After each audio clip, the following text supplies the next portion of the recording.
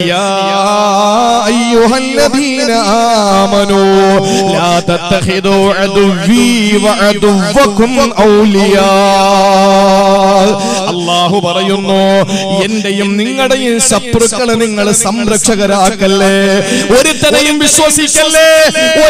വിശ്വസിക്കല്ലേ എന്റെയും നിങ്ങളുടെയും ശത്രുക്കളെ നിങ്ങൾ സംരക്ഷകണം ഏർപ്പെടുത്തല്ലേ അവരെ നിങ്ങളെ സംരക്ഷിക്കൂല അവരൊരിക്കലും നിങ്ങളെ സംരക്ഷിക്കാൻ വരൂല നമ്മുടെ വീടിന്റെ മുമ്പിൽ വന്നിട്ട് NRC പഠിപ്പിക്കാൻ വരുന്ന ഫാസിസ്റ്റുകളെ പടിയടച്ച് പിണ്ടം വെച്ചോ അത് ഇബാദത്താണ് നമ്മുടെ വീട്ടിന്റെ മുമ്പിൽ വരുന്ന ഹിന്ദുക്കൾക്ക് വെള്ളം കൊടുത്തോ സംഭാരം കൊടുത്തോ തൈര് കൊടുത്തോ സാമ്പാർ കൂട്ടി ചോറ് കൊടുത്തോ 3 ദിവസം നമ്മുടെ വീട്ടിലവർക്ക് പായ വിരിച്ചു കൊടുക്ക നമ്മുടെ സഹോദരങ്ങളാ നമ്മുടെ രക്തമാണവര് ഇവിടത്തെ ഹിന്ദുക്കൾ നമ്മുടെ രക്തമാണ് അവർക്ക് 3 ദിവസം നമ്മുടെ വീട്ടിലെ ഭക്ഷണം കൊടുത്ത് നിങ്ങൾ ആതിഥേയ മര്യാദ സ്വീകരിച്ചോ പക്ഷെ ഒരു RSSകാരനെ വീട്ടിൽ കേറ്റരുത് ഒരു BJP കാരനെ വീട്ടിൽ കേറ്റരുത് ഇത് അല്ലാഹുവിന്റെ ഖുർആനിന്റെ സമീപനമാണ് ലാ തത്തഖിദു അദുവി വഅദുവകും ഔലിയാ എന്റെയും നിങ്ങളുടെയും ശത്രുക്കളെ നിങ്ങളെ സംരക്ഷകരാക്കരുതെന്ന്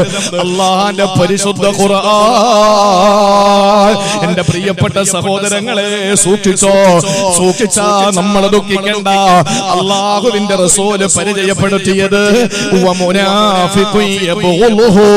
രണ്ടാമത്തെ ശത്രു നിന്നോട് ദേഷ്യമുള്ള മുനാഫിഖാണ് നമ്മൾ നോക്കുമ്പോ മുസ്ലിം പേരാണ് എന്റെ പ്രിയപ്പെട്ട സഹോദരങ്ങളെ നമ്മുടെ ഇന്ത്യ രാജ്യത്തിന്റെ വിവിധ സംസ്ഥാനങ്ങളിൽ നമ്മുടെ സമൂഹം അനുഭവിക്കുന്ന വേദനകൾ എന്റെയും നിങ്ങളുടെയും ഭാര്യമാരാണ് എന്റെയും നിങ്ങളുടെയും പെണ്ണന്മാരാണ് എന്റെയും നിങ്ങളുടെയും പെൺമക്കളാണ് ക്രൂരമായ ബലാത്സംഗങ്ങൾക്ക് ഇരയാക്കപ്പെടുന്നതെങ്കിൽ നിങ്ങൾ സഹിക്കുമോ ഞാൻ സഹിക്കുമോ ഇതങ്ങ് ആസാമിലായതുകൊണ്ട് കാശ്മീരിലായതുകൊണ്ട് UP-യിലായതുകൊണ്ട് അവര് നമ്മുടെ സഹോദരങ്ങളല്ലാതാകുമോ ഈ ലൈറ്റ് കണ്ടില്ലേ ഈ ലൈറ്റിൽ നിന്ന് അടുത്ത ലൈറ്റിലേക്ക് അവിടെ നിന്ന് അടുത്ത ലൈറ്റിലേക്ക് ഇവിടെ ഈ വയറിന്റെ ഏതെങ്കിലും ഒരു ഭാഗം ഒന്ന് കട്ട് ചെയ്താൽ ഇവിടത്തെ ഒരു ലൈറ്റും പിന്നെ കത്തൂല എന്തുകൊണ്ടാണ് നമുക്ക് കാണാൻ കഴിയാതെ ഈ ലൈറ്റിൽ നിന്ന് അടുത്ത ലൈറ്റിലേക്കുള്ള ഒരു വിദ്യുത് ശക്തിയുടെ പ്രവാഹമുണ്ട് ആ ഒരു പ്രവാഹമാണ് ഈ ലൈറ്റുകളെ കത്തിക്കുന്നത് എന്റെയും നിങ്ങളുടെയും ഇടയിൽ ഒരു പരിശുദ്ധ തൗഹീദ് എന്ന ഈമാൻ എന്ന് പറയുന്ന നമുക്ക് കാണാൻ കഴിയാത്ത ഒരു പ്രവാഹം ഇങ്ങനെ ഓടുകയാ അതുകൊണ്ടാണ് നിങ്ങൾക്ക് വരുന്ന വിഷമം എന്റെ വിഷമമാകുന്നത് കാശ്മീരിലെ നമ്മുടെ സഹോദരങ്ങൾ നമ്മുടെ പ്രിയപ്പെട്ടവർ അനുഭവിക്കുന്ന വിഷമങ്ങൾ നമുക്ക് വിഷമമായില്ലെങ്കിൽ നമ്മൾ മോമിനീങ്ങളല്ല നമ്മളത് മനസ്സിലാക്കിയാൽ മതി അതുകൊണ്ട് പ്രിയപ്പെട്ടവരെ മുനാഫിഖീങ്ങളെ നമ്മൾ കരുതിയിരിക്കുക നമ്മൾ കൃത്യമായിട്ട് നമുക്ക് ഒളിച്ചു വെക്കാനൊന്നുമില്ല നമുക്ക് കള്ളമില്ല നമുക്ക് കാപട്യമില്ല അതുകൊണ്ട് തുറന്നു പറയാം എന്റെ പ്രിയപ്പെട്ടവരെ അബ്ദുള്ള കുട്ടി എന്ന് പറയുന്ന പറയുന്നതിന് ചില ആളുകൾക്ക് വിഷമമുണ്ട് ആ പേര് പറയുന്നതിൽ ഞാൻ ചില ഭാഗങ്ങളിൽ ചില സ്ഥലങ്ങളിൽ കൊല്ലം ജില്ലയിലെ തന്നെ കണ്ണനല്ലൂരിൽ ഞാൻ ഒരു പ്രക്ഷോഭ പരിപാടിയിൽ പങ്കെടുത്ത് സംസാരിക്കുമ്പോൾ ഞാൻ അദ്ദേഹത്തിന് കൊടുത്ത പേര് അബ്ദുള്ള കുട്ടി എന്നല്ല ദേവദാസ കുട്ടി എന്നാണ് അബ്ദ് എന്ന് പറഞ്ഞാൽ ദാസൻ അല്ലാ എന്ന് പറഞ്ഞാൽ ദേവൻ അപ്പോ അബ്ദുള്ള എന്നതിന് പകരം നബി തങ്ങളുടെ വാപ്പാന്റെ പേരാണല്ലോ മാത്രമല്ല അള്ളാഹു ഏറ്റവും കൂടുതൽ ഇഷ്ടപ്പെടുന്ന പേര് അബ്ദുള്ള ആണ് എന്ന് നബി മുഹമ്മദ് മുസ്തഫ ഈ ആകാശത്തിന്റെ ചുവട്ടിലെ ഭൂമിയുടെ മുകളിൽ അള്ളാഹ് ഏറ്റവും കൂടുതൽ ഇഷ്ടപ്പെടുന്ന പേര് അബ്ദുള്ള സെക്കൻഡ് അബ്ദുറഹ്മാൻ അവന്റെ പേരിനോട് അബ്ദ് ചേർത്ത് വിളിക്കുന്നതിനാണ് അള്ളാഹുവിന് ഏറ്റവും ഇഷ്ടമെന്ന് ഹബീബായ നബി മുഹമ്മദ് മുസ്തഫ ആ അബ്ദുള്ള കുട്ടി അല്ലെങ്കിൽ ദേവദാസ കുട്ടി അല്ലെങ്കിൽ ദേശീയ മുസ്ലിം അതാ നമുക്ക് ഇവിടെ യോജിക്കുന്നത് അദ്ദേഹത്തിന്റെ പ്രഭാഷണം കേൾക്കുമ്പോ സങ്കടം തോന്നുകയാണ് ഈ ദേശീയ മുസ്ലിം ചിന്തിക്കുന്നുണ്ടോ അയാൾക്ക് ഇവിടെ കഴിയാൻ പറ്റുമെന്ന് ഒരിക്കലുമില്ല ലാ തത്തഖിദു അദുവി വഅദുവകും ഔലിയാ ഇനി സമയമുണ്ട് പരിശുദ്ധമായ കലിമ ചൊല്ലി ഇസ്ലാമിലേക്ക് സമ്പൂർണമായി ഇപ്പൊ ഇസ്ലാമിൽ നിന്ന് പുറത്തുപോയി എന്ന് പറയാൻ പറ്റിയ അത്രയും വലിയ വിശാലമായ വിജ്ഞാനമൊന്നും അള്ളാഹു എനിക്ക് തന്നിട്ടില്ല പക്ഷെ എങ്കിലും എന്റെ പ്രിയപ്പെട്ടവരെ ചില പ്രവർത്തനങ്ങളും ചില വാക്കുകളും പ്രസംഗങ്ങളും കേൾക്കുമ്പോൾ അങ്ങനെ തോന്നിപ്പോകാറുണ്ട് സ്നേഹത്തോടെ ഞാൻ ആവശ്യപ്പെടുകയാണ് അദ്ദേഹം ഇത് കേൾക്കും ഇതിനു മുമ്പ് ഞാൻ അദ്ദേഹത്തിനെതിരെ നടത്തിയ പ്രസംഗങ്ങളെല്ലാം അദ്ദേഹം കേട്ടു അതിനൊക്കെ പ്രതികരിച്ചു പല വേദികളിലും ഞാൻ പറയാണ്, എന്റെ പ്രിയപ്പെട്ട സഹോദര, എനിക്ക് മുമ്പ് പരിചയമുള്ള ഒരാൾ കൂടിയാണ്. എന്റെ പള്ളിയിൽ മുമ്പൊരിക്കൽ വന്നിട്ടുള്ള ആളാണ്. വ്യക്തിപരമായിട്ട് യാത്രകളിൽ പലപ്പോഴും ട്രെയിനിലൊക്കെ വെച്ച് കണ്ടിട്ടുള്ള ആളുമാണ്. എനിക്ക് സ്നേഹത്തോടെ പറയാനുള്ളത്, ഒന്നുകിൽ നിങ്ങളുടെ ഈ വാദം അവസാനിപ്പിക്കുക, ഇല്ലെങ്കിൽ നിങ്ങൾ പരിശുദ്ധമായ ഇസ്ലാമിനെ സമ്പൂർണ്ണമായി ഉൾക്കൊണ്ടുകൊണ്ട് ഒരു തികഞ്ഞ മുസ്ലിമായി ജീവിക്കുക. നിങ്ങൾ ഒറ്റുകാരനാകരുത്, സമുദായത്തിന്റെ ഒറ്റുകാരനാകരുത്, ഒരു മുനാഫിക്കിന്റെ പട്ടം നിങ്ങൾ സ്വയം സാർത്ഥപ്പെടരുത്. അത്രമാത്രം ഞങ്ങൾക്ക് പറയാനുള്ളൂ. എന്റെ പ്രിയപ്പെട്ട സഹോദരങ്ങളെ, പരലോകത്ത് സ്വർഗം തുറന്നിട്ടിരിക്കും. ഓടി വരാൻ പറയും, അടുത്തെല്ലുമ്പോ അള്ളാഹ് അടയ്ക്കും. ഓടാന്ന് പറയും. ഓടി വിഷമത്തോടെ തിരിച്ചു പോകുമ്പോൾ ഇങ്ങോട്ട് വാടാന്ന് വിളിക്കും. ഓടി അടുത്ത് വരുമ്പോൾ വീണ്ടും അടയ്ക്കും, പോടാന്ന് പറയും. ഇതാണ് അള്ളാഹുവിന്റെ മലക്കുകൾ ചെയ്യുക മുനാഫിക്കീങ്ങൾക്ക്. ആ ഒരു അവസ്ഥയിൽ പെട്ടുപോകാതെ എന്റെ അബ്ദുള്ള കുട്ടി ദയവ് ചെയ്ത് ഒന്നുകിൽ നിങ്ങൾ അങ്ങ് BJP ചേർന്നിട്ട് അങ്ങനെ തന്നെ അങ്ങ് ജീവിക്കുക, അല്ലെങ്കിൽ ഇസ്ലാമിലേക്ക് കടന്നു വന്ന് രണ്ട് വള്ളത്തില് രണ്ട് കാല് വെച്ച് ചവിട്ടിയാൽ നമ്മുടെ അര വെച്ച് മുകളിലോട്ടങ്ങ് കീറിപ്പോകുന്നതല്ലാതെ ഒരിക്കലും നമുക്ക് സന്തോഷത്തോടെ ജീവിക്കാൻ പറ്റൂല. ഒരിക്കലും നിങ്ങളെ ഇവിടെ നിർത്തി ഞങ്ങളെയൊക്കെ അങ്ങ് പറഞ്ഞു വിടുവെന്ന് ഒരു പേക്കിനാവ് നിങ്ങളെ കാണണ്ട. ഇത്ര മാത്രമേ ഞാൻ പറയുന്നുള്ളൂ. അള്ളാഹുവിന്റെ റസൂല് പറഞ്ഞു, രണ്ടാമത്തെ ഏറ്റവും വലിയ ശത്രു മുനാഫിഖ് യബൂലുഹു, നമ്മളെ എപ്പോഴും ദേഷ്യം പിടിപ്പിക്കുന്ന മുനാഫിഖാണ്. അള്ളാഹു നമ്മളെ കാത്തുരക്ഷിക്കട്ടെ. അള്ളാഹു നമ്മളെ കാത്തുരക്ഷിക്കട്ടെ. ഇനി മൂന്നാമതായിട്ട് റസൂലുള്ള പറയുകയാണ്, ചുരുക്കി പറയാം, 1 മണിക്കൂറായി, 3 എണ്ണം ഉണ്ട്. അള്ളാഹുവിന്റെ റസൂല് പറയുകയാണ്, മൂന്നാമത്തെ ശത്രു, മൂന്നാമത്തെ പ്രതിസന്ധി.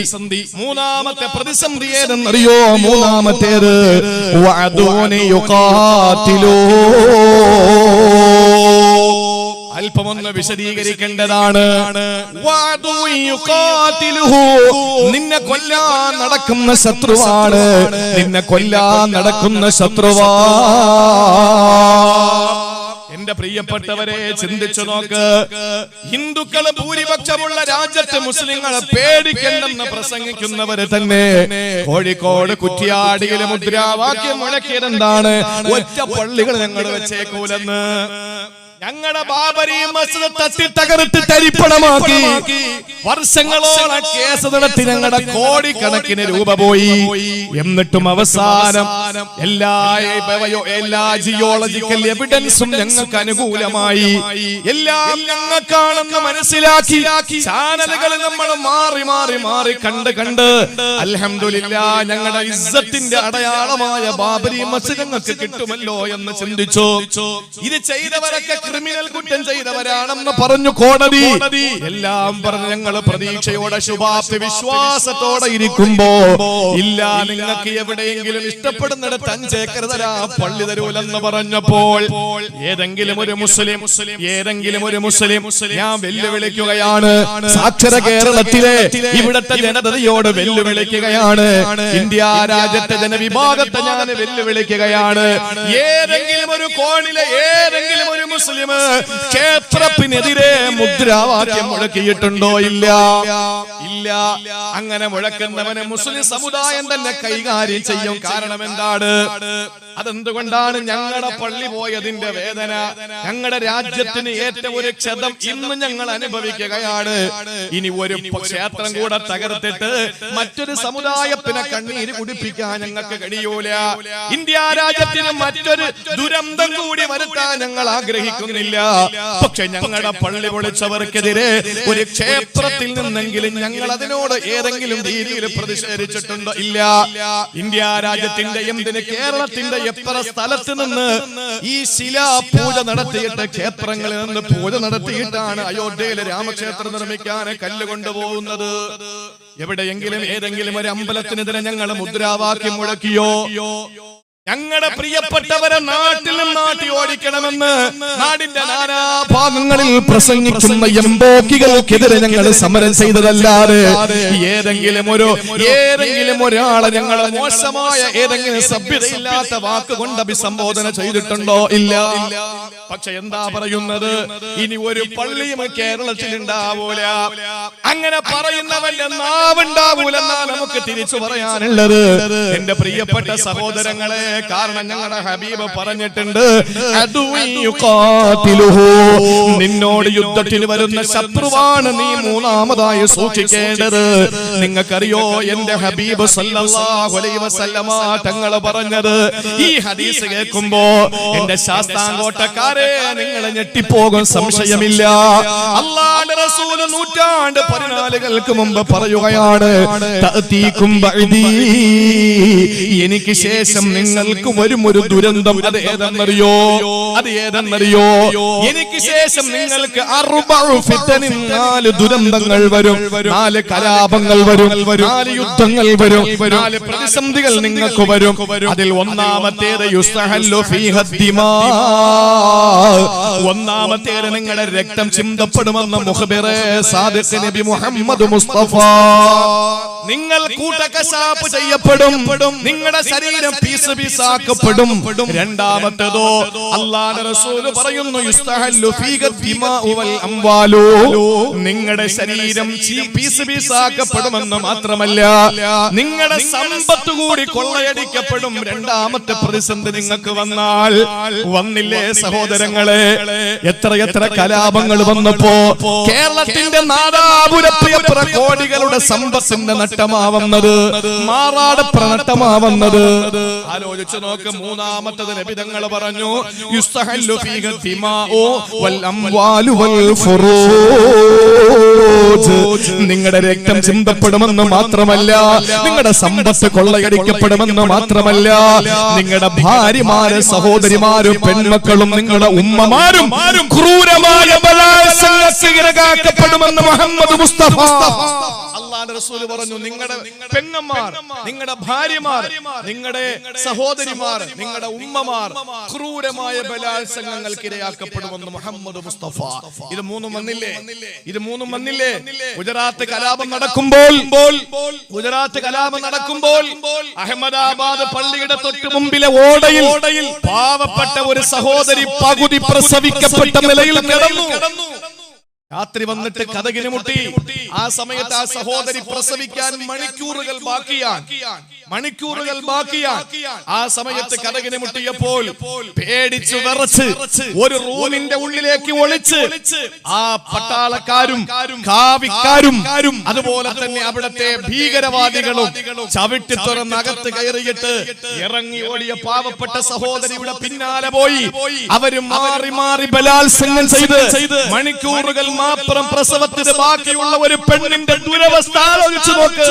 ആ പ്രിയപ്പെട്ട സഹോദരിയെ ക്രൂരമായിട്ട് ബലാത്സംഗം ചെയ്ത് നടു റോഡിലൂടെ വലിച്ചിഴച്ച് പിറ്റേന്ന് ജുമാ ദിവസത്തിന് പള്ളിയിലേക്ക് ആളുകൾ വരുമ്പോൾ അഹമ്മദാബാദ് പള്ളിയുടെ ഓടയിൽ പാതി പ്രസവിക്കപ്പെട്ട നിലയിൽ ആ പെങ്ങളുടെ ജനാസ കിടന്നു. എത്ര വർഷങ്ങൾക്ക് മുമ്പാ? ഇപ്പോഴും നടക്കുന്നില്ലേ? ഇപ്പൊ പെണ്ണുങ്ങൾ ബലാത്സംഗം ചെയ്തിട്ട് അവരുടെ കാമ വെറി തീരാതെ വന്നപ്പോൾ ഉത്തർപ്രദേശിലെ യതീംഖാനകളിലെ കയറിയിട്ട് 13 വയസ്സിന് താഴെയുള്ള 5 വയസ്സിന് മുകളിലുള്ള പാവപ്പെട്ട ആൺകുട്ടികളെ പിടിച്ചു കൊണ്ടുപോയി പ്രകൃതി വിരുദ്ധ പീഡനങ്ങൾക്കിരയാക്കിയിട്ട് അവരുടെ രഹസ്യ അവയവങ്ങളിൽ നിന്ന് ബ്ലഡ് ഒലിച്ചു കൊണ്ടിരിക്കുകയാണ്. ഇതിന്റെ ഹബീബും നിങ്ങളുടെ ഹബീബും പറഞ്ഞതല്ലേ, യുസ്തഹല്ലു ഫീഹ ദിമാഉ വൽ അംവാലു വൽ ഫുറൂജു. ഇത് മൂന്നും നമ്മുടെ മുന്നിൽ പ്രത്യക്ഷപ്പെട്ട് കഴിഞ്ഞു. ഇനി 4ാമതൊരു ദുരന്തം വരാനുണ്ട്. അല്ലാഹുവിന്റെ റസൂൽ പറഞ്ഞു, സമ്മാഉ വ അംയാഉ, എന്റെ പൊന്നുമക്കളെ, അത് കണ്ണും കാതുമില്ലാത്തതാ. നബി തങ്ങളുടെ വാക്ക് ചിന്തിക്കണം. സമ്മാഉ വ അംയാഉ, അത് കണ്ണും കാതുമില്ലാത്തതാ എന്ന് പറഞ്ഞാൽ വിവരണാതീതമാണ്, അചിന്തനീയമാണ്, അവാച്യമാണ്, അനിർവചനീയമാണ്. അതാർക്കും പറയാൻ കഴിയില്ല. അങ്ങനത്തെ ഭീകരമായ കലാപം ഇനി വരാൻ സാധ്യതയുണ്ട്. അല്ല, വരും. എന്റെ ഹബീബും നിങ്ങളുടെ ഹബീബ് അള്ളാഹുവിന്റെ റസൂല് പഠിപ്പിച്ച കാര്യമാണ്. എന്നിട്ട് നബി തങ്ങൾ പറയുകയാണ്, നിങ്ങൾ വിഷമിക്കണ്ട. നിങ്ങൾക്ക് അഭയസ്ഥാനം ഒരിടം ഉണ്ടാവൂല. നിങ്ങൾക്കൊരു അഭയം ഉണ്ടാകൂല. അഭയത്തിന് നമ്മൾ പോകുന്നത് എന്താണ്? ഇവിടെ എന്തെങ്കിലും ഒരു പ്രശ്നം ഉണ്ടായാൽ നമ്മൾ പോകുന്നത് കരുനാഗപ്പള്ളി കോടതിയിലാണ്, അല്ലേ? ഏറ്റവും അടുത്ത കോടതി കരുനാഗപ്പള്ളി കോടതിയാണ്. അവിടെ തള്ളിയാൽ നമ്മൾ പോകുന്നത് ജില്ലാ കോടതിയിലാണ്. ശാസ്താംകോട്ട തള്ളിയാൽ കരുനാഗപ്പള്ളി ജില്ലാ കോടതിയാണെന്ന് തോന്നുന്നു, അവിടെ പോകും, അല്ലേ? ജില്ലാ കോടതി എവിടെ ഉള്ളത്? കൊല്ലത്ത്. അവിടെ പോകും.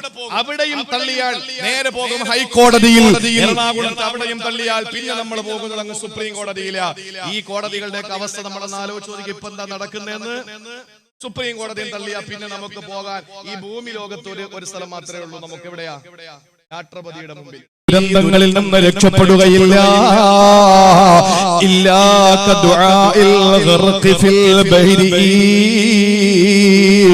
നടുകടലിൽ പെട്ടവന്റെ പ്രാർത്ഥന പോലെ ദുആ ചെയ്യാൽ ദുആ നിങ്ങൾ ചെയ്യണം. എങ്ങനെ ദുആ ചെയ്യണം? സമുദ്രത്തിൽ പെട്ടുപോയവന്റെ ദുആ പോലെ നിങ്ങൾ ദുആ ചെയ്യണം. എന്നാ നിങ്ങൾക്ക് രക്ഷയുണ്ടെന്ന് നബി മുഹമ്മദ് മുസ്തഫ. രാത്രി ഒന്ന് ഉണർന്നിരിക്കും സഹോദരാ. പാതിരാത്രി ഒന്ന് ഉറക്കം എഴുന്നേക്കെന്റെ പെങ്ങളെ. എന്നിട്ട് പൊട്ടി പൊട്ടി കരഞ്ഞിട്ട് ദുആ ചെയ്യേ.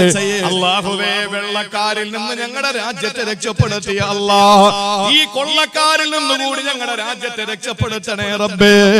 ഈ രാജ്യത്തെ ഈ ഭരണാധികാരികളിൽ നിന്ന് ഭരണത്തെ പിടിച്ച് നല്ല ഭരണാധികാരികൾക്ക് കൊടുക്കണേ അല്ലാ. ഇവിടത്തെ മുസ്ലിമിന്, ഹിന്ദുവിന്, ക്രിസ്ത്യാനിക്ക് സമാധാനത്തോടെ ജീവിക്കാൻ ഈ ഹിന്ദുത്വ സവർണമാടമ്പി ഭീകരവാദികളെ ഈ രാജ്യത്ത് നിന്ന് തുരത്തി ഓടിക്കണേ അല്ലാ എന്ന് ദ്വാരക്ക്. അങ്ങനെ അങ്ങോട്ട് ദ്വാരക്ക്. കഴിഞ്ഞ ജുമാ ദിവസം മുതൽ എന്റെ പള്ളിയിൽ സെൻട്രൽ ജുമാ മസ്ജിദിൽ നാസിലത്തിന്റെ കുനൂത്ത് ആരംഭിച്ചു. കഴിഞ്ഞ ജുമാക്ക് ജുമാ നമസ്കാരം മുതൽ ഇന്ന് ഇശാ നമസ്കാരം വരെയും അവിടെ മുടങ്ങിയിട്ടില്ല. ഇൻഷാ അല്ലാഹ് എന്റെ പ്രിയപ്പെട്ട സഹോദരങ്ങളെ, നമ്മുടെ ദുആകൾ നമസ്കാരത്തിൽ എങ്ങനെ ദ്വാരക്കണം? എങ്ങനെ ദ്വാരക്കണം? നമസ്കാരം കഴിഞ്ഞ് ദ്വാരക്കായിരിക്കുന്നത് പോലെ ഇരുന്നാ പോരാ. കൈ ഇങ്ങനെ മടിയിലിട്ട് ബൈനഹുമാ ബർസഖുല്ലാ അങ്ങനെ ഇരുന്നിട്ട് ദ്വാരത്തിട്ട് കാര്യമില്ല. നമ്മൾ ദുആ ചെയ്യേണ്ടത് എങ്ങനെയാണ്? പ്രിയപ്പെട്ട ഭാര്യ ലേബർ റൂമിൽ കിടക്കുമ്പോ പുറത്ത് നിൽക്കുന്ന ഭർത്താവിന്റെ മനസ്ഥിതി പോരാ. ഭാര്യ മരിച്ച വേറെ പെണ്ണ്, അതാണ് അല്ലേ? ഇരിക്കേണ്ട ആണുങ്ങൾക്ക്. എന്റെ പ്രിയപ്പെട്ടവരെ, എന്റെ പ്രിയപ്പെട്ട മക്കൾക്ക് ഒരു രോഗം വരുമ്പോ ദുആ ചെയ്യുന്നത് പോലെയോ? ഇല്ല. എന്റെ മക്കൾക്ക് രോഗം അല്ലാഹു മാറ്റാൻ തീരുമാനമല്ലെങ്കിൽ അവര് സങ്കടപ്പെടാതെ വിഷമിക്കാതെ റബ്ബനെ തിരിച്ചെടുക്ക് എന്ന് പറയുന്ന വാപ്പ, അതും പറ്റൂല. പിന്നുള്ള ദുആ എങ്ങനെയാണ്? കടലിൽ അകപ്പെട്ടു പോയവൻ ദുനിയാവുമായിട്ട് വേറെ ഒന്നും ചിന്തിക്കൂല. അവന്റെ ദുആ, പടച്ചവനെ അടുത്ത തിരമാലയിലെങ്കിലും എന്നെ അടുത്ത് കരയിൽ കൊണ്ടുപോകണം എന്നുള്ള പ്രാണവേദനയിലുള്ള പ്രാർത്ഥന. അത് ദുആ ചെയ്താൽ നിങ്ങൾക്ക് രക്ഷപ്പെടാൻ കഴിയുമെന്ന് ഒരു അധികാരിയുടെയും അധികാര കസേര കുലുങ്ങാതിരിക്കൂല. ഒരു സ്വേച്ഛാധിപതിയുടെയും കസേര കുലുങ്ങാതിരിക്കൂല. അതുകൊണ്ട് ശക്തമായ ഭാഷയിൽ ദുആ ചെയ്യണമെന്ന് ആദരവായ പ്രവാചകൻ നബി മുഹമ്മദ് മുസ്തഫ. എന്റെ പ്രിയപ്പെട്ടവരെ, മൂന്നാമത്തെ ശത്രുവാണ് അദുവ്വു യുഖാതിലുഹു. നിങ്ങളെ കൊല്ലാൻ നടക്കുന്ന ശത്രുവാണ് നിങ്ങൾ അഭിമുഖീകരിക്കേണ്ടത്. ോ ബദറു സുഗ്റ എന്ന് പറയുന്ന ഇന്ന് ബഹുമാനപ്പെട്ട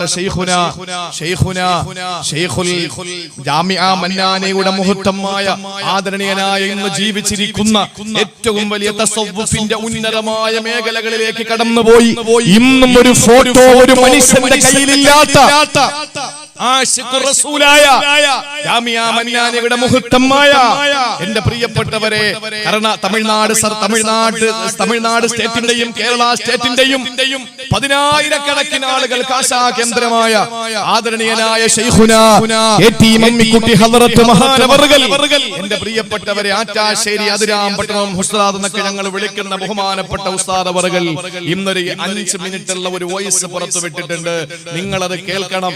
കേൾക്കാൻ നിങ്ങൾക്ക് വാട്സപ്പ് ഒന്നും കിട്ടിയിട്ടില്ല, നിങ്ങളുടെ മെസ്സേജുകളിൽ നിങ്ങളുടെ ഗ്രൂപ്പുകളിൽ വന്നില്ലെങ്കിൽ അത് ഞാൻ ഇവിടെ പറയാണ്. എന്റെ പ്രിയപ്പെട്ടവരെ, നമ്മുടെ ജീവിതത്തിൽ നിങ്ങൾ ഒരു ദിവസം പോലും മുടങ്ങാതെ ചെയ്യണം. ഇതൊരു നെവർ മൈൻഡ് ആയിട്ട് കാണരുത്. സൂറത്തു ആലു ഇമ്രാൻ എടുക്ക്, എന്നിട്ട് അതിന്റെ 173-ാമത്തെ ആയത്തെടുക്ക്. അള്ളാഹുവിന്റെ പരിശുദ്ധമായ ഖുർആൻ 173-ാമത്തെ ആയത്ത് സൂറത്തു ആലു ഇമ്രാനിൽ അള്ളാഹു പറയുന്നത്, അല്ലദീന ഖാല ലഹുമുൻ നാസു ഇന്നന്നാസ ഖദ് ജമഉ ലക്കും ഫഖ്ശൗഹും ഫസാദഹും ഈമാനാ വഖാലൂ ഹസ്ബുനല്ലാഹു വനിഅമൽ വകീൽ. എന്റെ സഹോദരിമാരോട് ഞാൻ പറയാണ്, നമ്മളത് പേടിക്കുന്നതല്ല. അധികാരമുള്ളവൻ എന്തുമാകാം. ഇവിടെ കലാപങ്ങൾ ഉണ്ടാകും.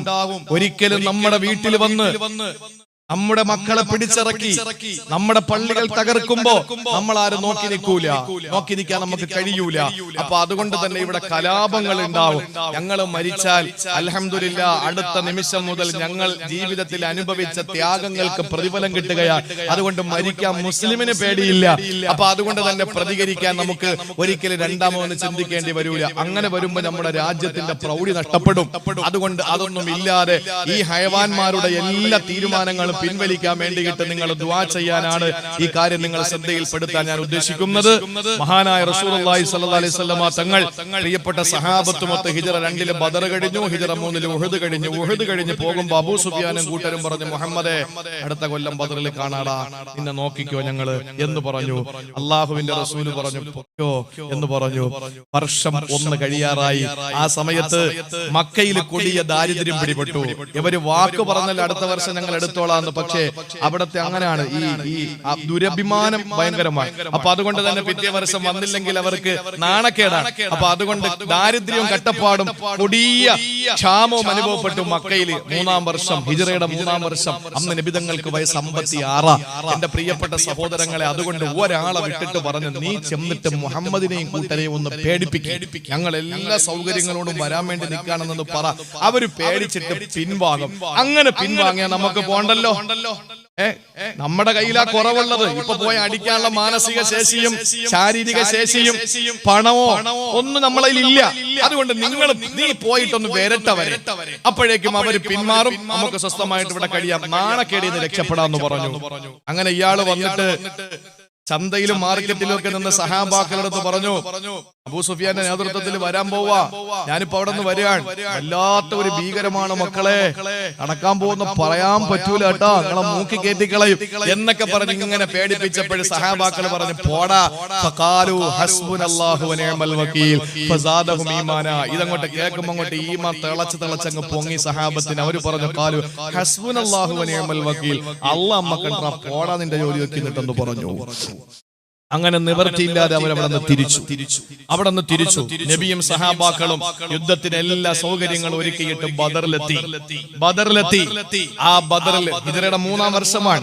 ബദറിലെത്തി 4-ാം വർഷമാണ്. 3-ൽ ഉഹദ് കടന്നു. 4-ാം വർഷമാണ്. 57 വയസ്സ് നബിതങ്ങൾക്ക്.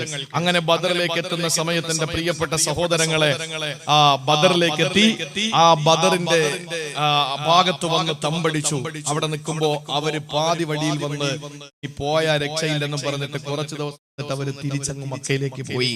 നബിതങ്ങളും സഹാബാക്കളും 8 ദിവസത്തോളം അവിടെ കഴിഞ്ഞു എന്നാണ് പറയപ്പെടുന്നത്. അഭിപ്രായ വ്യത്യാസം എണ്ണങ്ങളിലുണ്ടെങ്കിൽ പോലും അവിടെ കഴിഞ്ഞ് കൊണ്ടുപോയ സാധനങ്ങളൊക്കെ അവിടെ കച്ചവടം ചെയ്ത് യാത്രക്കാർക്കും വഴിയെ പോകുന്ന കാഫിലകൾക്കൊക്കെ യാത്രക്കാർക്കൊക്കെ കച്ചവടം ചെയ്ത് നല്ല പണം ഉണ്ടാക്കിയിട്ട് തിരിച്ച് നബിതങ്ങൾ വന്നു. അതാണ് ഒരു വിപത്തും അവർക്ക് വന്നില്ല. അള്ളാഹുവിന്റെ ഹബീബ് നല്ല ലാഭം ഉണ്ടാക്കിക്കൊണ്ട് മടങ്ങി പോയി. ഇതാണ് ഈ സൂറയിൽ ഈ ആയത്തുകളിൽ പറയുന്നത്. ഇതിന് പറയുന്ന പേരാണ് ബദർ സുഗ്റ. അതുകൊണ്ട് തന്നെ എന്റെ പ്രിയപ്പെട്ടവരെ, മശായിഖുമാരിൽ നിന്ന് ഇജാസത്ത് കിട്ടിയത്, പ്രത്യേകിച്ച് അബുൽ ഹസൻ ഷാദുലി റളിയല്ലാഹു അൻഹു അടക്കമുള്ള മഹാന്മാരിൽ നിന്ന് പിന്നെ അവരുടെ ഇജാസത്തായി കിട്ടിയ ഒരു കാര്യമാണ്. അള്ളാഹുവിന്റെ ഹബീബിന്റെ പ്രിയപ്പെട്ട ആഷിഖായ നമ്മുടെ ബഹുമാനപ്പെട്ട ഉസ്താദ് അവറുകൾ ഇന്നോ ഇന്നലെയൊക്കെ വോയിസ് ഇട്ടിട്ടുണ്ട്. എന്റെ പ്രിയപ്പെട്ടവരെ എല്ലാവരും ശ്രദ്ധയോടെ കേട്ടോളി. ഒരു ഫാത്തിഹ അഷ്റഫുൽ ഖൽഖിന്റെ പേരിൽ ഓതുക, മറക്കരുത്. ഇത് പ്രത്യേകം ഓർത്തോളി.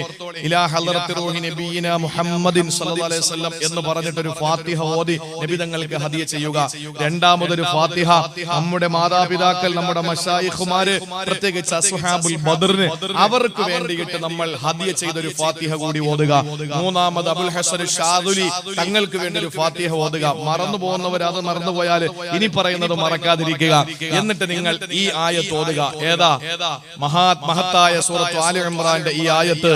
അല്ലദീന ഖാല ലഹും 173 മറക്കരുത്. ആലി ഇംറാൻ 173. അല്ലദീന ഖാല ലഹുമുൻ നാസ് ഇന്നന്നാസ ഖദ് ജമഉ ലക്കും ഫഖ്ശൗഹും ഫസാദഹും ഈമാനാ വഖാലു ഹസ്ബുനല്ലാഹു വനിഅമൽ വകീൽ. അവിടെ നിർത്തുക. ഖുർആൻ മടക്കി വെക്കുക. 450 പ്രാവശ്യം 450 പ്രാവശ്യം ഹസ്ബുനല്ലാഹു വ നിഅമൽ വകീൽ, ഹസ്ബുനല്ലാഹു വ നിഅമൽ വകീൽ, ഹസ്ബുനല്ലാഹു വ നിഅമൽ വകീൽ എന്ന 450 പൂർത്തിയാക്കുമ്പോൾ ഖുർആൻ ശരീഫ് വീണ്ടും എടുക്കണം. അതിന്റെ അടുത്ത ആയത്ത് ഫൻഖലബൂ ബിനിഅമത്തിൻ മിനല്ലാഹി വ ഫളലിൻ ലം യംസസുഹും സൂഉൻ വത്തബഉ റിളവാനല്ലാഹി വല്ലാഹു ദൂ ഫളലിൻ അളീം എന്ന് പറയുന്ന ആയത്ത് 3 പ്രാവശ്യം ഓതി അവസാനിപ്പിക്കുക. എല്ലാ ദിവസവും മുടങ്ങാതെ ഒരു വട്ടം. നമുക്ക് കുറച്ച് സമയമേ വേണ്ടി വരുള്ളൂ. കഴിയുന്നവർ എല്ലാ ദിവസവും ചെയ്യുക. നമ്മുടെ ജീവിതത്തിൽ ഇൻഷാ അല്ലാഹ് ഇത് പതിവാക്കുക. അത് ഇതിനു വേണ്ടിയിട്ടല്ല, ഏത് കാര്യങ്ങൾക്കും. മഅദനി ഉസ്താദ് എന്റെ ഉമ്മയെ സർജറി ചെയ്യാൻ വേണ്ടിയിട്ട് ഹോസ്പിറ്റലിൽ കയറ്റുമ്പോ, ശ്രീചിത്ര മെഡിക്കൽ കോളേജിൽ ഓപ്പറേഷന് കയറ്റുമ്പോ മഅദനി ഉസ്താദ് എന്നോട് വിളിച്ചിട്ട് ഇത് ഓതാൻ പറഞ്ഞു. ഞാൻ ഓതി തീരുമ്പോഴേക്കും ഓപ്പറേഷൻ സക്സസ് ആയി, പരിപൂർണ വിജയം, അൽഹംദുലില്ലാ. ഇതൊക്കെ നമ്മൾ അനുഭവിക്കുന്ന ഏത് പ്രയാസങ്ങൾക്കും ഇത് നല്ലതാണ്. കച്ചവടം നടക്കുന്നില്ലെങ്കിൽ നിയത്താക്കി ഓതിക്കൊല്ലാം എന്ന് പറഞ്ഞാൽ പാപങ്ങൾ വരൂല, വിഷമങ്ങൾ വരൂല, പീഡനങ്ങൾ വരൂല, എന്തും നമുക്ക് രക്ഷപ്പെടാനുള്ള. ഇതൊക്കെ ഖുർആനിലുണ്ട് സഹോദരങ്ങളെ. ഖുർആൻ നെഞ്ചോടങ്ങ് ചേർത്ത് വെച്ചാൽ മതി. ഇതൊക്കെ കളഞ്ഞിട്ട് അപ്പുറത്ത് തട്ടിപ്പോയിട്ട് നിങ്ങൾ ഒന്നും അനുഭവിക്കുന്നില്ല എന്ന് പറയുന്ന എംബോക്കികളെ കാണുമ്പോൾ നമുക്ക് പുച്ഛം തോന്നൂലേ. അതുകൊണ്ട് പ്രിയപ്പെട്ട സഹോദരങ്ങളെ, ഇത് കൃത്യമായി നിങ്ങൾ ഓതിക്കോളി. അള്ളാഹു നമ്മളെ എല്ലാ വിപത്തിൽ നിന്ന് കാത്തുരക്ഷിക്കട്ടെ. 22-ാം തീയതി വരുന്ന വിധി നമുക്ക് അള്ളാഹു അനുകൂലമാക്കി തരട്ടെ. നമുക്ക് വേറെ ഒന്നും വേണ്ട. അവർ എന്നെ ഭരിച്ചോട്ടെ. നിങ്ങൾ എന്നെ ഇതിലായോമിൽ ഖിയാമ ഭരിച്ചോളി. നിങ്ങൾ എന്നെ ആഭ്യന്തരമന്ത്രി, നിങ്ങൾ എന്നെ പ്രധാനമന്ത്രി. തട്ടിപ്പിൽ നിങ്ങൾ വന്നല്ലേ, തട്ടിപ്പിൽ വന്നതല്ലേ. ഇപ്പൊ ബാലറ്റ് പേപ്പർ ഇട്ട് നിങ്ങൾക്ക് വോട്ട് ചോദിക്കാൻ പറ്റുമോ? 4 പേരെ കിട്ടൂലല്ലോ. സ്വന്തം ഭാര്യമാര് ആർക്കും ഇല്ലല്ലോ. ഉണ്ടെങ്കിൽ തന്നെ അവരെ പോലും കിട്ടൂല. നിങ്ങൾക്ക് അവരുടെ വോട്ട് പോലും കിട്ടൂല. ഇത് തട്ടിപ്പിൽ കോടികൾ മുടക്കിയിട്ട് നമ്മൾ ഗൗരവത്തിൽ മനസ്സിലാക്കണം. നമ്മുടെ സമരം ഇനി ഈ NRCയും MPRും അതുപോലെ CAA-ക്കെതിരെ മാത്രമല്ല, നമ്മുടെ സമരം ഇനി ഒന്നുകൂടി നമ്മൾ മുന്നോട്ട് വെക്കണം. ബാലറ്റ് പേപ്പറിലെ ബാലറ്റ് പെട്ടിയിലിടുന്ന ഇലക്ഷനായി മാറണം. ഈ മെഷീൻ സംവിധാനം മാറ്റണം. ഇല്ലെങ്കിൽ എത്ര കാലം കഴിഞ്ഞാലും ഭീകരമായ നിലയിൽ ഭൂരിപക്ഷത്തോടും മൃഗീയ ഭൂരിപക്ഷത്തോടെ അവർ വീണ്ടും വരും, സംശയമില്ല. നമുക്ക് വേണ്ടത് മുസ്ലിം സമുദായത്തിന്റെ വിജയമല്ല, ഇന്ത്യയുടെ വിജയമാണ്. അത് മുസ്ലിമിന്റെ വിജയം കൂടെ തന്നെയാണ്. അള്ളാഹു നമുക്ക് നിലനിർത്തി തരട്ടെ. ഇനി നാലാമതൊരു ശത്രുവുണ്ട്. അള്ളാഹുവിന്റെ റസൂല് പറയുകയാണ്, നാലാമത്തെ ശത്രു പ്രതിസന്ധി ഏതെന്നറിയോ? ഹബീബായ നബി തങ്ങൾ പറയുകയാ, വശൈത്താനു യുദില്ലുഹു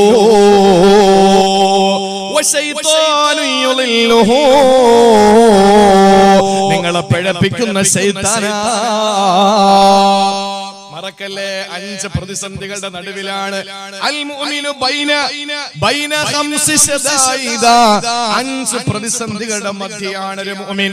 അതിൽ ഒന്ന് അവന്റെ അസൂയക്കാരനായ കൂട്ടുകാരൻ മുഅ്മിൻ തന്നെയാണ്. രണ്ടാമത്തേത് അവനോട് ദേഷ്യം കാണിക്കുന്ന മുനാഫിക്കാണ്.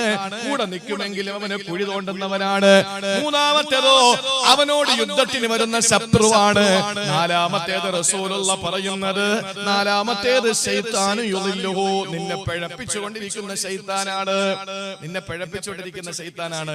ഇതിൽ ഏറ്റവും വലിയ കുഴപ്പമാണല്ലേ. മൂന്നാമത് പറഞ്ഞാൽ നമുക്ക് തിരിച്ചറിയുന്നു, നമ്മൾ വീട്ടിൽ കയറ്റാതിരിക്കുന്നുണ്ട്, പ്രശ്നങ്ങളൊക്കെ നടത്തുന്നുണ്ട്, ഒക്കെ ശരിയാ. പക്ഷേ എന്നിട്ട് പോലും അവനെക്കാളും വലിയ ശത്രുവായ ശൈത്താനെ നമ്മൾ പിടിച്ച് പോക്കറ്റിട്ടിരിക്കാൻ ഇപ്പോഴും. അപ്പൊ നമ്മൾ ഏറ്റവും കൂടുതൽ സൂക്ഷിക്കേണ്ടത് അവരല്ലേ. കേട്ടോ, അള്ളാഹുവിന്റെ മുമ്പിൽ വന്നിട്ട് ശൈത്താൻ പറഞ്ഞു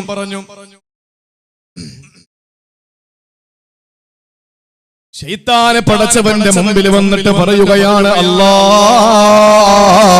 എന്റെ ശത്രു മനുഷ്യനാണ്, എന്റെ ശത്രുവിനെ നീ ആദരിച്ചിട്ടുണ്ട്. അള്ളാഹു തന്നെ പറഞ്ഞല്ലോ, വലഖദ് കറംനാ ബനി ആദമ, മനുഷ്യനെ നാം ബഹുമാനിച്ചെന്ന് പറഞ്ഞില്ലേ. അതുകൊണ്ട് അല്ലാഹുവേ, എന്റെ ശത്രുവിനെ നീ ബഹുമാനിച്ച് ആദരിച്ചതല്ലേ. അതുകൊണ്ട് എനിക്ക് അവന്റെ മുമ്പിൽ പിടിച്ചു നിൽക്കാൻ എന്തെങ്കിലും വരം തരണം. അല്ലാഹു പറഞ്ഞു, അതിനെന്താ? ലാ യൂലദു ലക വലദുൻ ഇല്ലാ ലാ യൂലദു ലഹു വലദുൻ ഇല്ലാ വുലിദ ലക വലദു. എടാ മനുഷ്യൻ, ഒരു പെണ്ണ് പ്രസവിക്കുമ്പോ നിനക്കും ഒരു കുഞ്ഞുണ്ടാകും പോരെ. ഒരു സ്ഥലത്തൊരു പെണ്ണ് പ്രസവിച്ചാൽ ശൈത്താൻ ഒരു കുട്ടി കൂടെ ഉണ്ടാവുകയാണ്. കാരണം എന്താണ്? പിഴപ്പിക്കാൻ വേണ്ടിയിട്ട് അല്ലാഹു തആല ഒരു ശൈത്താനെ നിങ്ങൾക്ക് അല്ലാഹു കൂടെ തന്നിരിക്കുകയാണ്. എന്റെ ജീവിതത്തിൽ എന്നോടൊപ്പം ഒരു ശൈത്താനുണ്ട്. ആയിഷ ബിവിയോട് നബി തങ്ങൾ പറഞ്ഞു, ആയിഷ, ഓരോ മനുഷ്യന്റെ കൂടെയും ഒരു ഖരീനുണ്ട്, അടുപ്പക്കാരനുണ്ട്. അവനാണ് അവനെ തെറ്റിലേക്ക് കൊണ്ടുപോകുന്നത്. ഒരു മലക്കുമുണ്ട്, ആ മലക്ക് നന്മയിലേക്ക് കൊണ്ടുപോകും. നബി തങ്ങളോട് ആയിഷ ബിവി ചോദിച്ചു, നിങ്ങളുടെ കൂട്ടത്തിലുള്ള ശൈത്താൻ എങ്ങനെ നിങ്ങളെ പിഴപ്പിക്കാറുണ്ടോ എന്ന് ചോദിച്ചു.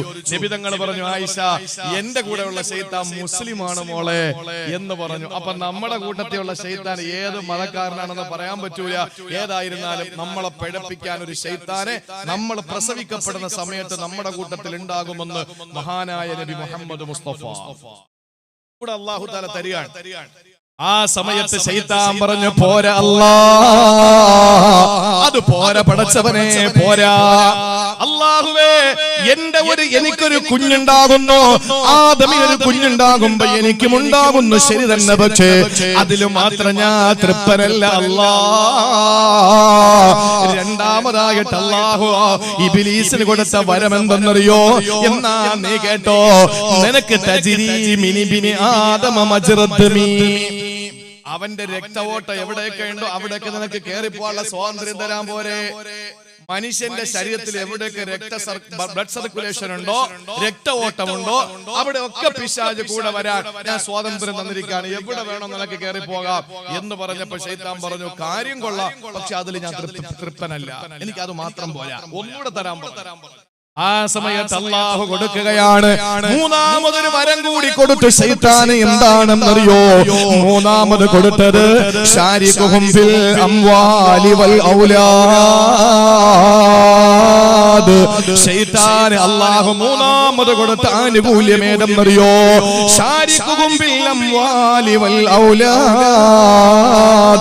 അവന്റെ സമ്പാദ്യത്തിലും അവന്റെ സന്താനങ്ങളിലും നീ പങ്കായിക്കോ.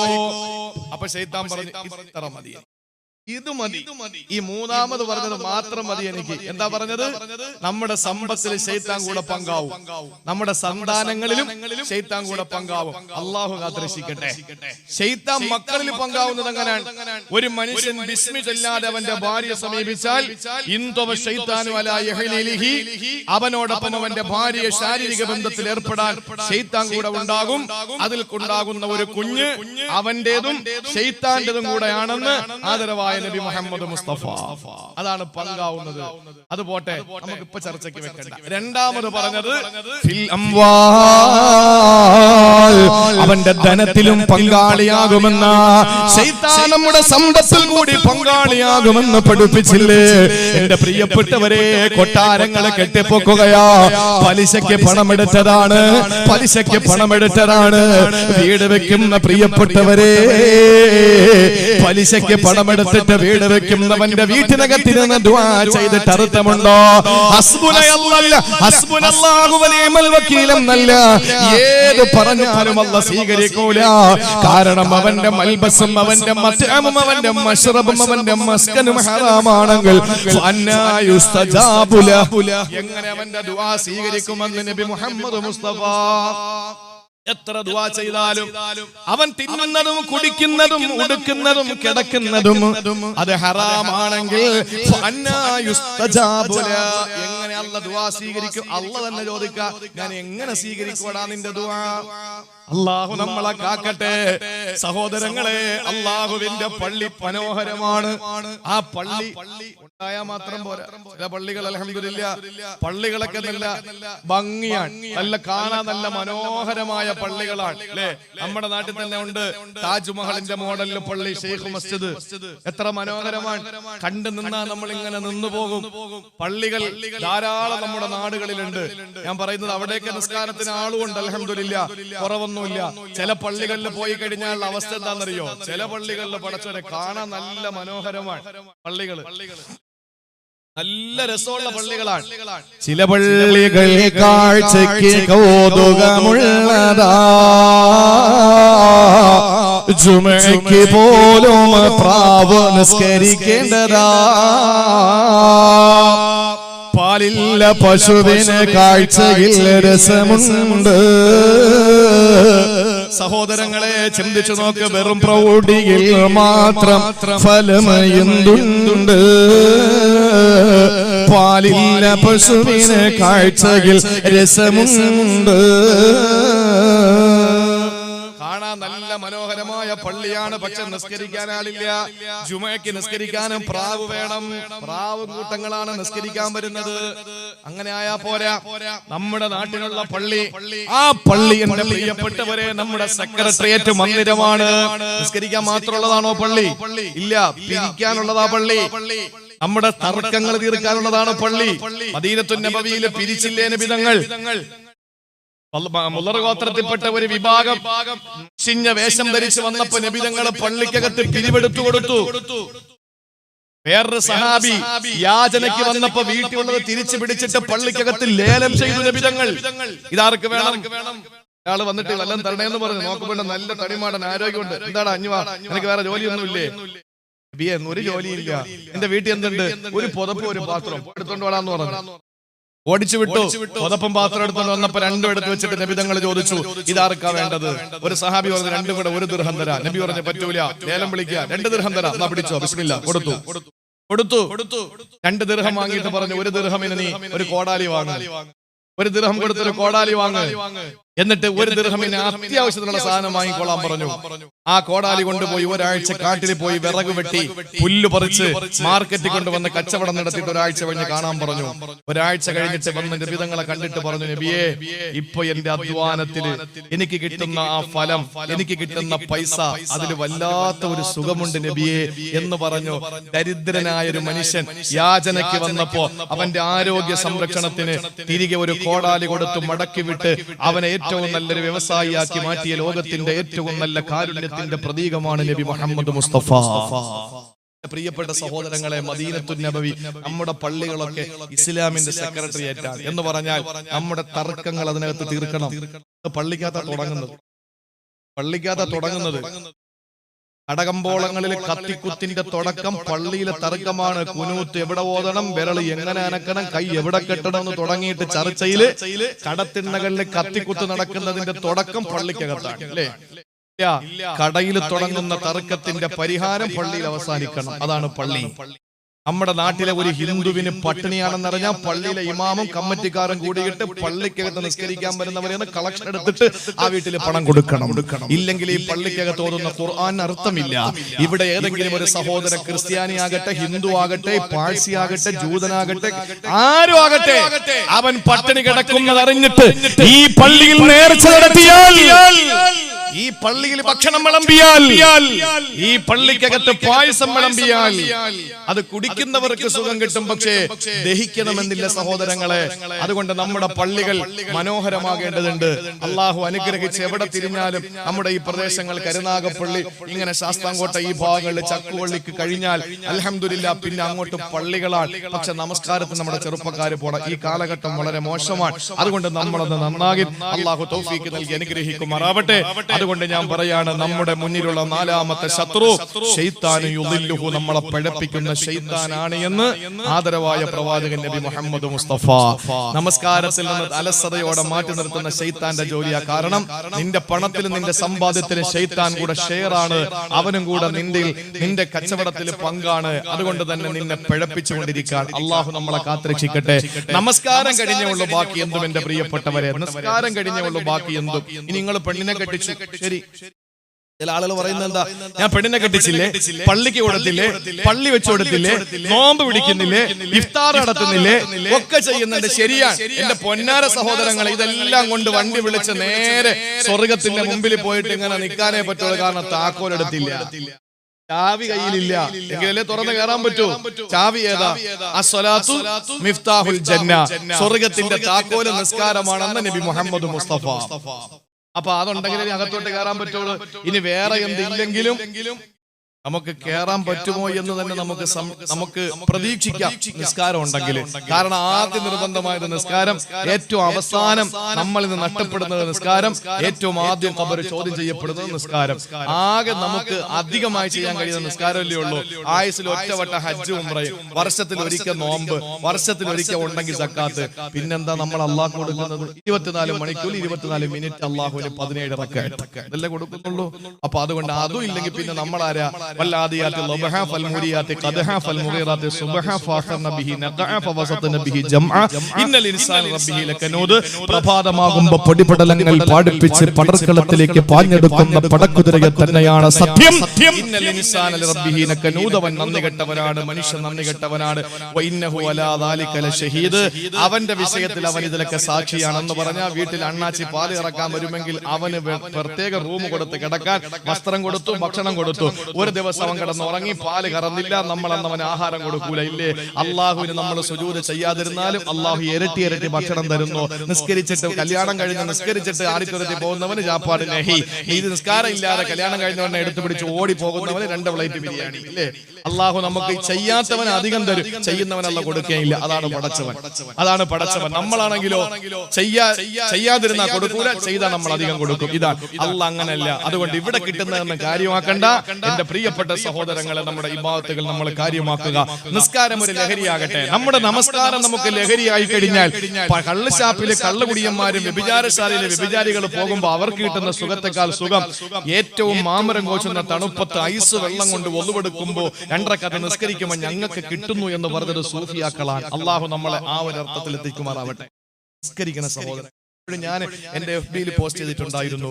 ഒരു മത്സരം നടക്കുന്ന, ഒരു യൂത്ത് ഫെസ്റ്റിവൽ നടക്കുന്ന ഒരു കോളേജിലെ സ്കൂളിലെ ഒരു പെൺകുട്ടി അല്ലാഹുവേ ആഗ്രഹിച്ചു പോയി, ആ മോള് നമ്മുടെ മോളായിരുന്നെങ്കിൽ, നമുക്ക് ജനിച്ച മകളായിരുന്നെങ്കിലെന്ന്. കൂട്ടുകാരികളൊക്കെ കളിക്കുന്നു, പാടുന്നു, ആടുന്നു, ചാടുന്നു, ഓടുന്നു.